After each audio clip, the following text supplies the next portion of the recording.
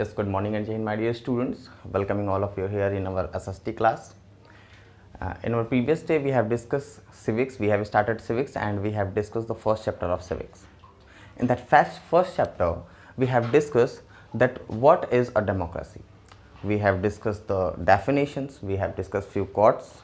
One quote which is told by Abraham Lincoln, and we had discussed the meaning of democracy, that it is a word which is made by demokratia, which is a Greek word.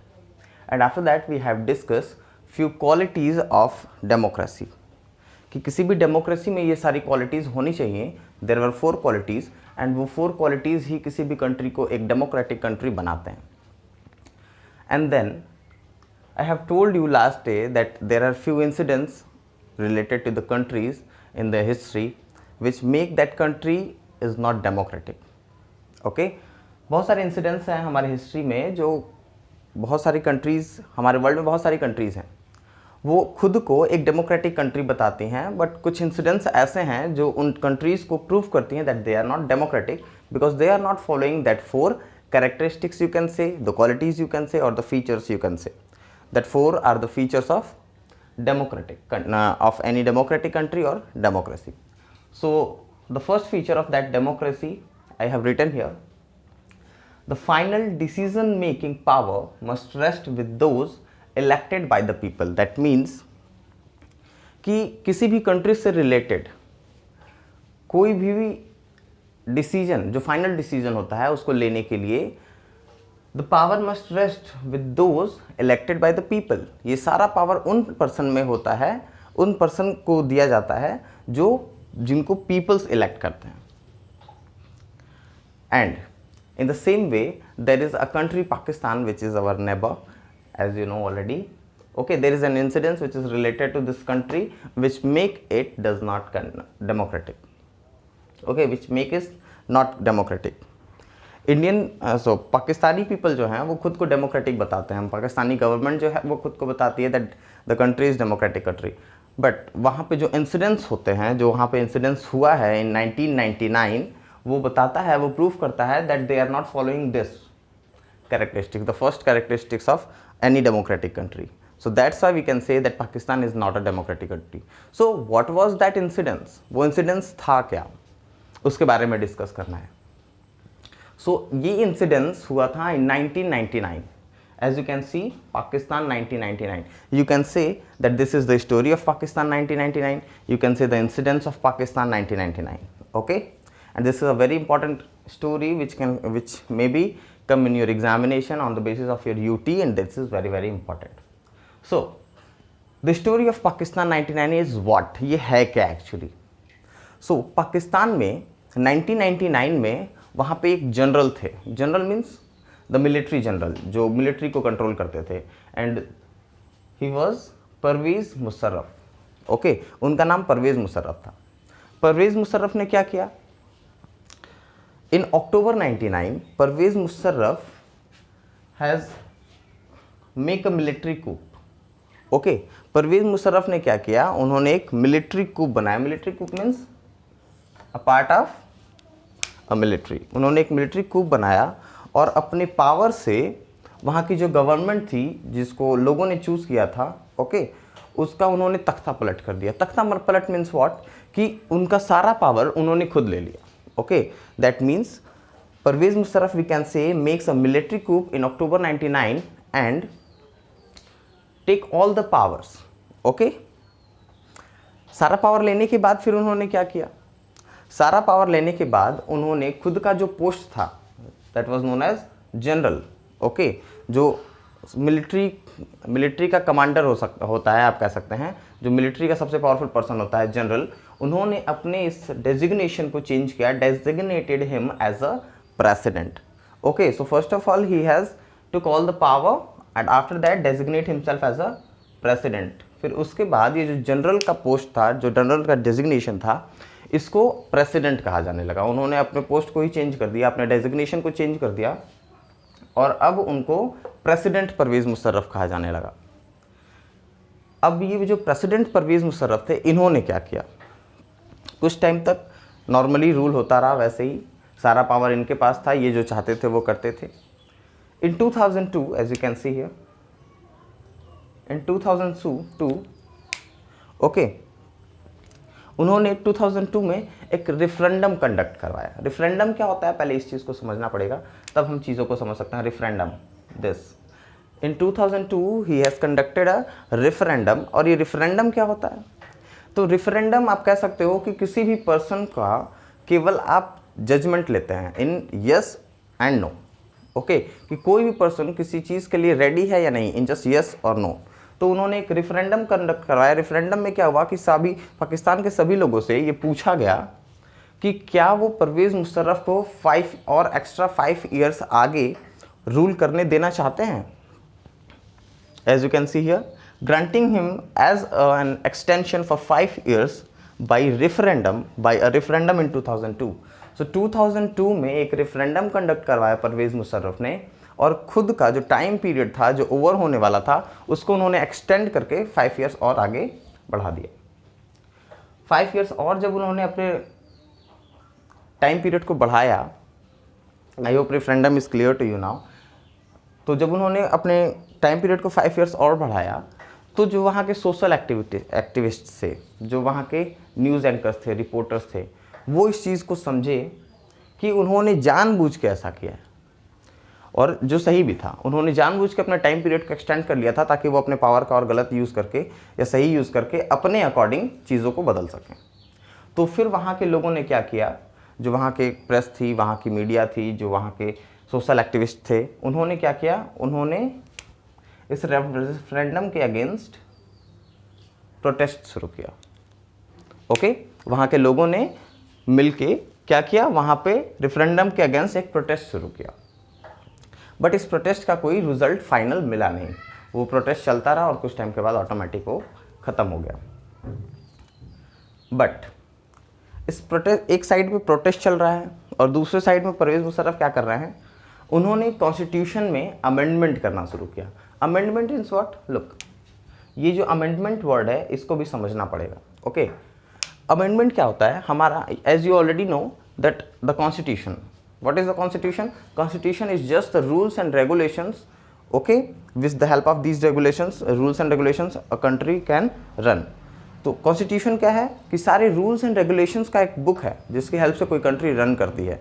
सारे procedures, किसी भी person, किसी भी official का work, उनके powers, उनके duties, उनके rights, सब कुछ वहाँ मेंशन होते हैं in the book of constitution.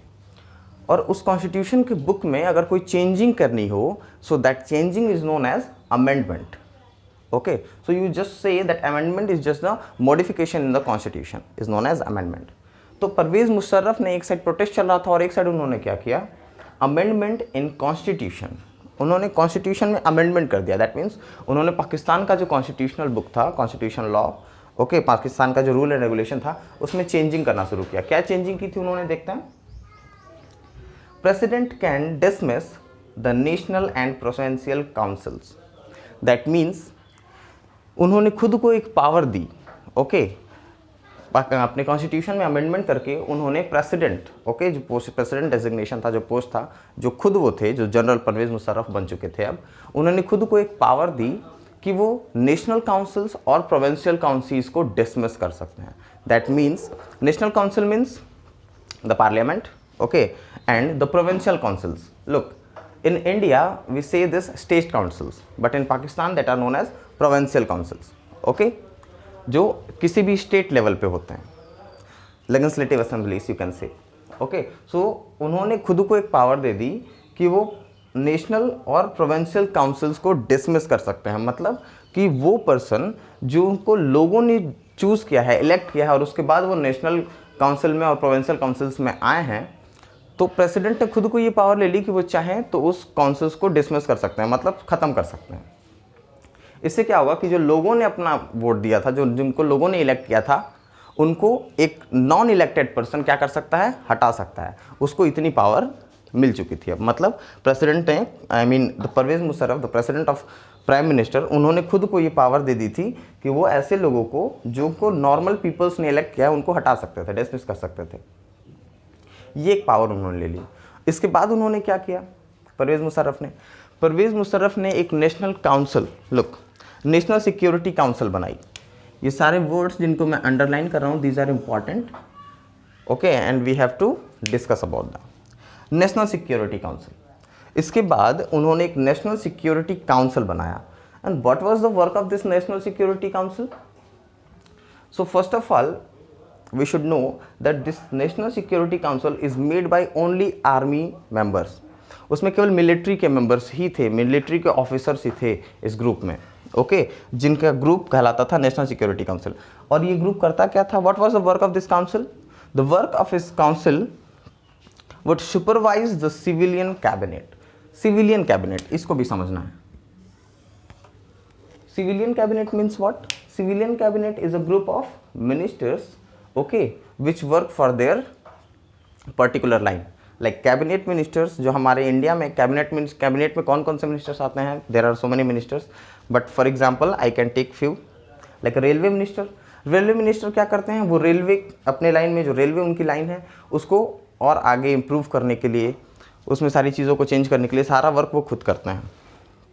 Agriculture minister is there, roadways minister is there, so many different type of minister, defense minister is there, so many different type of ministers are there in cabinet, okay, जो अपने अपने particular line में, अपने अपने particular area में क्या करते हैं? उसके इम्प्रूवमेंट के लिए आगे वर्क करते हैं। तो पाकिस्तान में जो परवेज़ मुशर्रफ थे, जो प्रेसिडेंट बन चुके थे, उन्होंने क्या किया? He has made national security council would supervise the civilian cabinet. उन्होंने इतना पावर दे दिया इस सिक्योरिटी काउंसिल को कि वो अब इन सिविलियन कैबिनेट, यानी कि जो मिनिस्टर्स थे पाकिस्तान के, उनको ये सुपरवाइज करते थे। मतलब ये उनको गाइडलाइन देते थे, ये उनको बताते थे चीज़ों को कैसे करना है, कैसे नहीं करना है, which is good, which is not good, which is bad, okay, which they have to do, which they have not to do, okay. That means overall what we can say, that the power, okay, which the people given to the persons is not exactly they have. जो power peoples ने दिया था elect करके members को, okay, वो exactly उनके पास नहीं था। All the power is rest in just a word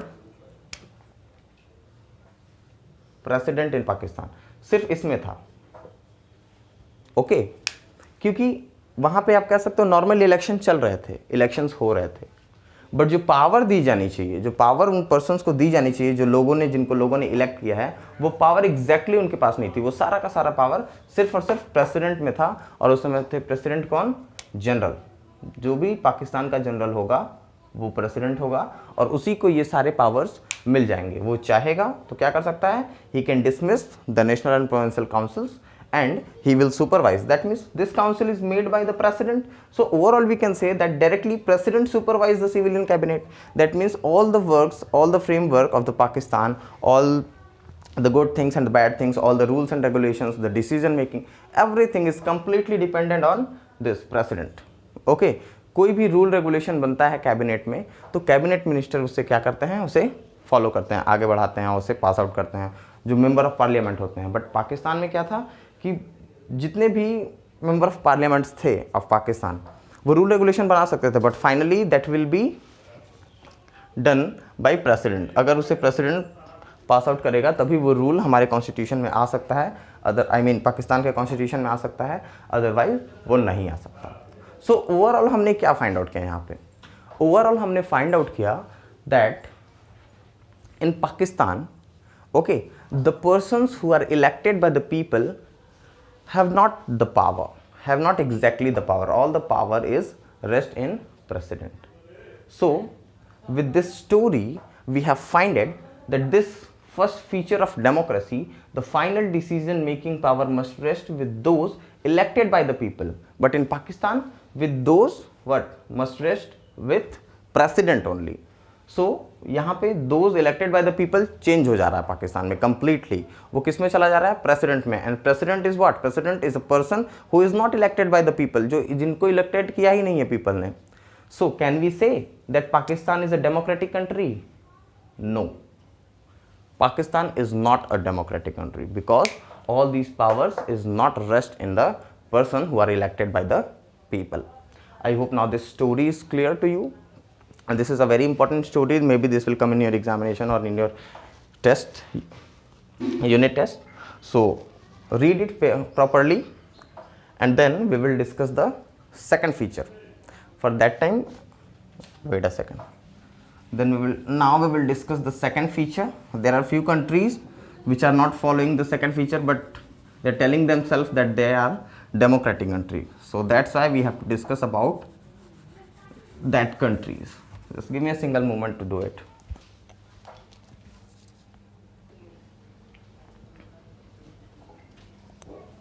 Yes. So as we have discussed that Pakistan is not following the first feature of democracy, so that we can say that Pakistan is not a democratic country. After that, what is the second feature we have discussed last time? The democracy based on free and fair elections where those currently in power have a fair chance of losing. That means हम केवल उन्हीं countries को democratic कह सकते हैं जो first feature को follow करें विथ इसे भी फॉलो करें. What is this? कि डेमोक्रेटिक कंट्री उस कंट्री को कह सकते हैं जहां पे इलेक्शंस फ्री और फेयर होते हैं. मतलब वहां पे इलेक्शंस में किसी भी तरीके का कोई भी चीटिंग, आप कह सकते हो सिंपल वे में, किसी भी तरीके की कोई चीटिंग नहीं हो सकती. ओके, किसी भी तरीके से कोई ट्रिक यूज नहीं कर सकते हैं. कौन नहीं कर सकते हैं? जो करंटली पावर में है. बिकॉज जो पावर में नहीं है वो तो कुछ नहीं कर पाएंगे. Okay, they will just what fight the election. Okay, वो केवल इलेक्शन को फाइट करने के लिए अपने वर्क को और आगे इम्प्रूव करेंगे ताकि उन्हें लोग चूज करें, इलेक्ट करें. बट जो करंटली पावर में है उनकी पावर ना जाए, इस वजह से जो करंटली पावर में है वो बहुत सारे ट्रिक्स यूज कर सकते हैं. Okay, so we can not say that the election will be fair.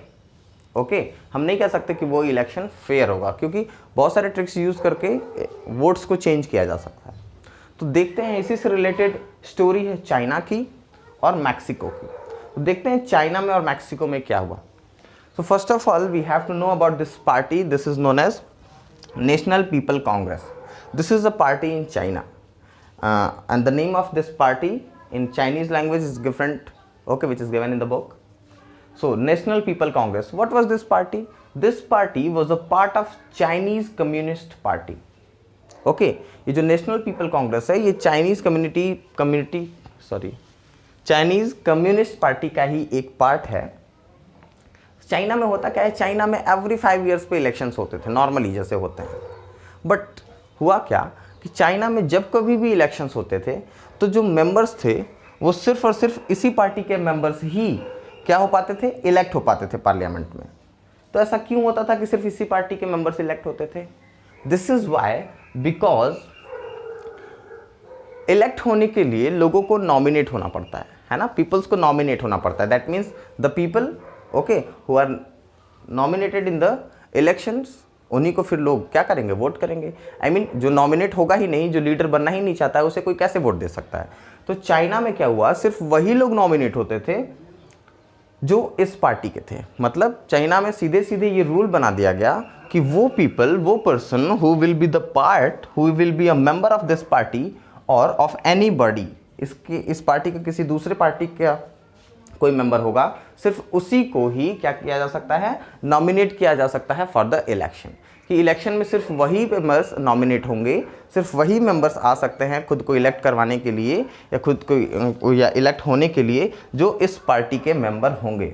जो इस पार्टी के मेंबर नहीं होंगे, they will not be able to nominate himself. Okay, वो खुद को नॉमिनेट नहीं कर सकते. तो इससे क्या हुआ, चाइना के लोगों के पास कोई ऑप्शन ही नहीं है. चाइना के लोगों के पास सिर्फ एक ऑप्शन है, that is Chinese communist party. कि चाइनीज कम्युनिस्ट पार्टी का ही मेंबर होगा चाहे वो कोई भी हो, और हमें उसी को, suppose that there are 10 members of the same party, okay, for a particular seat. So we have to choose from all that 10 persons. Okay, तो एक बात का ध्यान रखिए कि अगर all these 10 persons are related to the same party, अगर सभी के सभी पर्सन्स एक ही पार्टी से रिलेट करते हैं, तो क्या उनकी थिंकिंग चेंज हो सकती है? क्या उनके डिसीजंस चेंज हो सकते हैं? क्या उनके प्लान्स चेंज हो सकते हैं? नो.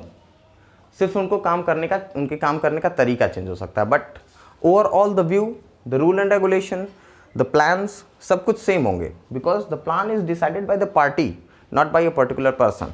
ओके, जो प्लान्स होते हैं वो पार्टी डिसाइड करती है और वो पर्सन उसको रन आउट करते हैं, आगे इम्प्लीमेंट करते हैं. तो जब एक ही ऑप्शन है चाइना के लोगों के पास, तो उनको इसी पार्टी के कुछ लोगों में से किसी को चूज करना है। That means they have not any choice, you can say. So अगर चाइना के लोगों के पास कोई चॉइस ही नहीं है, उनको जो भी चूज करना है इसी पार्टी के लोगों से चूज करना है, so can we say that the elections which are going on this country China are free and fair? No, we can not say that these parties are the elections which are going on in China is fair. No, because there is not any options to the people. After that, in Mexico, what is going on there? Let's find out. In Mexico, there is also one party, Institutional Revolutionary Party, and this party is winning every time. वो हमेशा जीतती है, इसी के लोग हमेशा जीतते हैं। क्यों जीतते हैं भाई? ऐसा नहीं है कि यहाँ पे मैक्सिको में सिर्फ एक ही पार्टी है, there are so many different parties in Mexico, okay. और यहाँ पे चाइना की तरह केवल उस पार्टी के लोग नॉमिनेट नहीं होते हैं, चाइना में केवल एक ही पार्टी में होते हैं नॉमिनेट, बट मैक्सिको में डिफरेंट पार्टीज के लोग नॉमिनेट होते हैं। दैट मीन्स मैक्सिको के लोगों के पास क्या है? चॉइस है, वो डिफरेंट पार्टी के लोगों को वोट दे सकते हैं। But that's why, but also, लेकिन उसके बाद भी आप कह सकते हो the Mexico is not a democratic country. तो यहाँ पे तो लोगों के पास चॉइस है, फिर भी ये डेमोक्रेटिक कंट्री नहीं है। क्यों नहीं है? So let's find out. So this party uses so many dirty tricks to win the election, okay. ये जो पार्टी थी, ये इलेक्शंस को जीतने के लिए, to win the election, this party use so many different dirty tricks. और वो डर्टी ट्रिक्स क्या थे? It controls media. मतलब जब भी पार्टी पावर में है, that means when this party is in power, it has so much power, so it can control media. और ये मीडिया को कंट्रोल करते थे। ये क्या करते थे? मीडिया में from morning to evening, day and night, every time सिर्फ और सिर्फ इसी पार्टी के गुड वर्क्स को दिखाया जाता था। इससे क्या होता था? मैक्सिको के लोगों के माइंड में, ओके, एक सेटअप बन जाता था that this party is very good, okay. इसके अलावा अगर दूसरे पार्टी के लोगों का कुछ भी था, अच्छा या बुरा, तो सिर्फ बुरी चीज़ों को ही मीडिया पे दिखाया जाता था, अच्छी चीज़ों को इग्नोर कर दिया जाता था। इससे क्या होता है? इससे होता है माइंड में लोगों के, आप कह सकते हो this is a brain wash, a type of brain wash. इससे क्या होता है? लोगों के माइंड में एक इमेज बन जाती है that this party is good, this is doing good work, and the bad work of this party is not showing in the media. And the second trick is what? Control teachers. So what they can do by controlling the teacher? एक teacher को control करके कोई party कैसे win कर सकती है भाई? कैसे जीत सकती है? सो ये पार्टी क्या करती थी? वो टीचर्स को कंट्रोल करती थी। वो टीचर्स को प्रेशराइज करती थी कि टीचर्स क्या करें? अपने स्टूडेंट्स को, ओके, अपने स्टूडेंट्स से ये कहें that the parents of the students will choose this party, कि वो इस पार्टी को चूज करें। That means this party pressurise teachers, teachers pressurise the students to choose this party, okay. That मीन्स यहाँ पे एक लंबा सा आप कह सकते हो लैडर बन सकता है। Party pressurise teachers, teachers pressurise students, students pressurise their parents to choose this party in the election, okay. So indirectly there is a long ladder, okay, but what is the final decision? That the party pressurized directly, you can say, the parents of the students, okay. And by this pressurization, not all we can say, but few of the parents choose this party, okay. So directly and indirectly this party is tricking, okay. वो trick कर रही थी। क्या, क्यों कर रही थी? ताकि वो इलेक्शंस को जीत सके। So we can say that this party, sorry, the election which is going on in Mexico are not fair. These are also not fair. So when the elections of these countries are not fair, then how we can say that these are democratic countries? These are not democratic countries, because the fair election is not going on these two countries, okay. So that's why if the fair elections is not going on in these two countries, that means these two countries are not following the second feature of democracy. So we can say now Pakistan is not a democratic country, China is not a democratic country, Mexico is not a democratic country, because they are not following the proper characteristics or the rules, or you can say the features of democracy. I hope these two features and the story of China, Mexico and Pakistan is clear to you, you just try to learn the real name of this National People Congress, which is given in the book. That is a Chinese name that is given there. You just find it out, okay, and try to remember it. That is a very nice name. And in the next class, we will discuss the next two, okay, the features and the story which is related to that features. I hope now this is clear to you. Thank you and Jai Hind, my dear students.